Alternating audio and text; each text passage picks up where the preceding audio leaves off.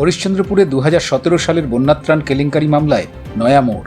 Supreme কোর্টের নির্দেশে এক সপ্তাহের মধ্যে হরিশ্চন্দ্রপুর থানায় আত্মসমর্পণ করলেন অন্যতম অভিযুক্ত তৃণমূল নেতা আফসার হোসেন।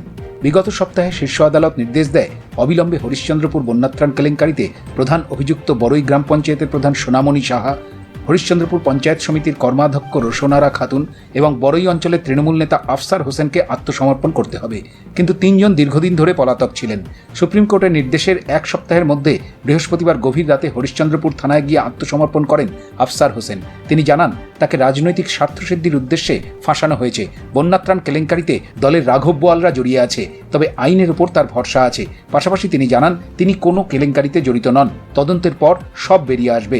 এদিকে কলকাতা হাইকোর্ট নির্দেশ দিয়েছে, হরিশ্চন্দ্রপুর বন্যাত্রাণ কেলেঙ্কারিতে তদন্ত করবে ক্যাগ। পাশাপাশি অডিট করানোর নির্দেশ দিয়েছে হাইকোর্ট।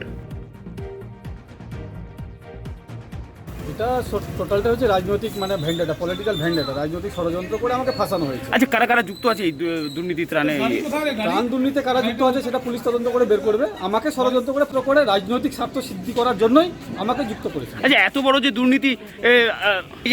দুর্নীতি হয়েছে, এর মধ্যে কারা কারা যুক্ত আছে কি মনে করছেন আপনি? সেটা আইনের মতো করে চলছে, পুলিশের তদন্ত করছে, সেই বিষয়ে আমার কোনো বক্তব্য না। আপনারা তো সবই জানেন, আপনি তো সবই জানেন যে কারা কারা যুক্ত আছে। না, টোটালটা মিথ্যা, সঙ্গে কোনোভাবে যুক্ত নয়, আমাকে ফাঁসানো হয়েছে। আপনার কি কোথাও সাইন ছিল? না, আমার কোথাও সাইন নেই, আমি বেনিফিশিয়ারি নই। পুলিশ তদন্ত করছে, তদন্ত করলে সবকিছু আচ্ছা, কারা কারা এর মধ্যে জড়িত থাকতে পারে? কত বড় বড় রাঘব বোয়াল আছে সেটা পুলিশ তদন্তে ঠিক বেরিয়ে আসবে।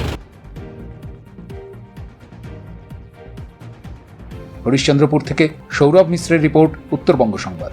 সমস্ত খবরের ভিডিও আপডেট পেতে সাবস্ক্রাইব করুন আমাদের নতুন ইউটিউব চ্যানেল উত্তরবঙ্গ সংবাদ টিভি।